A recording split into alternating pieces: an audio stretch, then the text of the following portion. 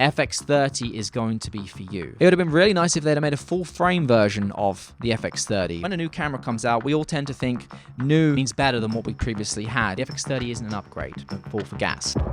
In this video, I want to talk about the Sony FX30.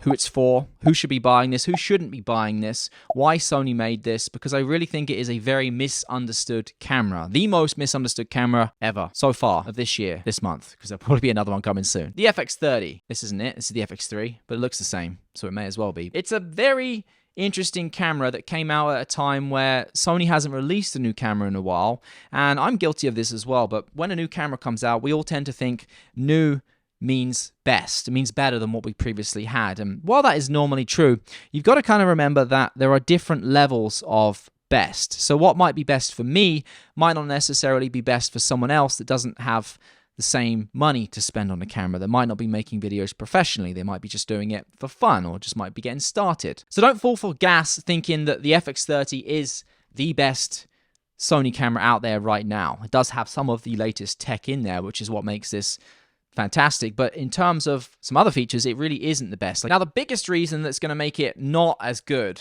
as something like the FX3 is because of the sensor size inside the camera there. Smaller sensor in general means two big things: lesser performance in low light, lesser depth of field. Full frame in general is going to perform substantially better in low light than APS-C. Now, if you're someone that shoots events or things that are often inside, the FX30 might not be a good option for you. Now, its base ISOs are 800 and 2500. Now, you can go up from that depending on the mode that you're in, but generally speaking, past 2500, your image is going to get a little bit worse. With the FX3, you can go all the way up to 12,800. Right now, I'm using the A7S III, and I'm actually at 12,800 in this environment right now, and I just bring down the aperture to expose how I want it to look. Even when I'm outdoors, I'll shoot 12,800 and use an ND filter, bring that back down to exposure that I want to use, just because it's easier to bring the exposure down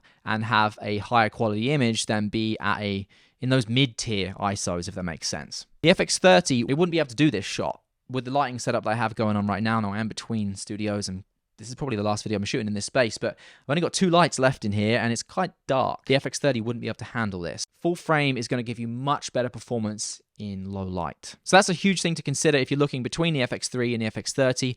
If you shoot in any form of low light situations, events, weddings, to be completely honest with you, I don't think the FX30 will cut it unless you have lighting. Now, outside, that's not going to be an issue, but as soon as you move inside, you're going to need that second base ISO, and 2500, I can tell you firsthand, will not be enough. If you like this video so far, do me a favor, hit that like button, maybe hit the subscribe if you like learning about Sony cameras and news and that kind of stuff and learning about things. There's no contract. You can cancel at any time, with the cancel just being you just click the unsubscribe button. That's it. That's all you have to do.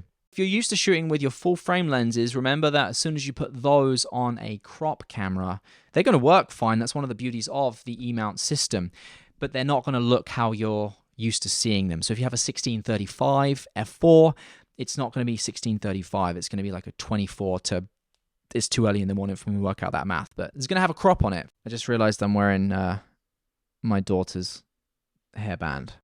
But remember, with an APS-C sensor as well, you are going to have less depth of field. It's not going to get you that full frame look, which is why a lot of people tend to go for a full frame camera. They want that depth of field, that separation. You're still going to get it, and you can still buy some pretty incredible lenses that get you some very, very nice bokeh in the background, like the Sigma 16 f1.4, but you're not going to get the same depth separation as you would on a full frame. The difference between f2.8 on APS-C and f2.8 on full frame, you're probably going to be able to tell the difference if you put them side by side.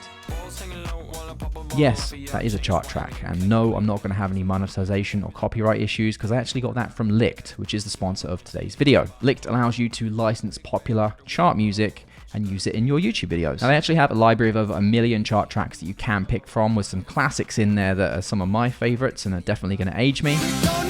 Power of Love, Back to the Future, Love Shack, the Flintstones movie. Remember that one? Now, if you wanted to use either of those tracks, you could, with no problems. Now, all of the chart tracks on Licht are valid for licensing on YouTube, and some of them are valid for licensing on Facebook and Instagram as well. You also have an unlimited stock use library with over 100,000 tracks in there that are separated into playlists if you want to find different genres of music within those too. Now, Licht is constantly growing, and the more creators that start using Licht means that Licht can grow their library even more. And if you want to take advantage of a special offer they've got just for you guys, you can click on the link down below, get 14 days free to their stock music library, and 50% off of your first chart music track to license one of those. So if you want to use Power of Love by Huey Lewis, get 50% off that.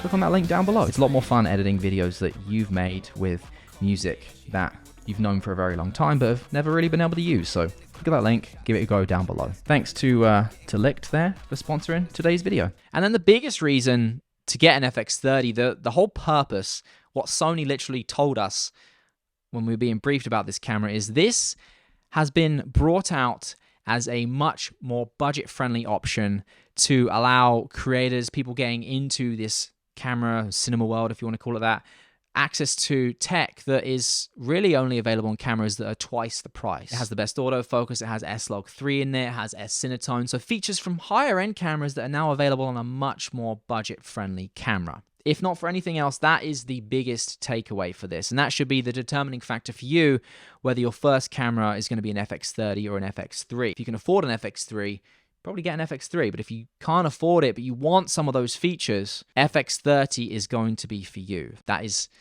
the purpose of it being designed and made by Sony, which is a really nice thing that Sony does. There's not a lot of other companies out there that do similar things like that. I'm not going to name any names here, but you know who I'm talking about. In the lower end models, they just strip features out. You don't get any of the good stuff, so you just kind of left with something that's okay, but doesn't have a ton of features in there. So if you have an FX3 or an A7S3, the FX30 isn't really going to be an upgrade for you, apart from one thing, which is actually the screen. The screen is a much higher quality res, 2.2 or 2.3 million dots, compared to the FX3, A7S3, A1, even the A9, I believe.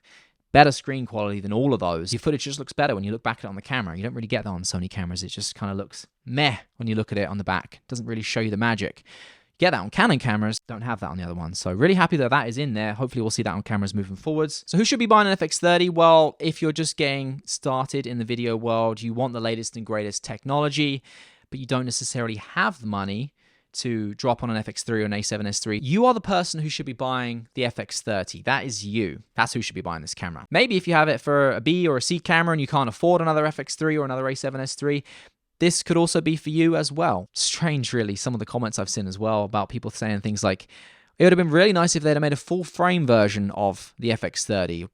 They did. It's the FX3. That's what that is. You can't make a budget version of FX3 with a full frame sensor, then it doesn't become budget. The reason it's so expensive is because it has a full frame sensor in there and everything that comes with that. If you want the budget version, it's the FX30. That's what that is. So that's why I made this video. I just wanted to clear some things up, really just put it out there so people were aware, and this can maybe help them make some buying decisions when it comes to purchasing an FX30 or an FX3. So hopefully that helped you out. I'll see you in the next one. Take care.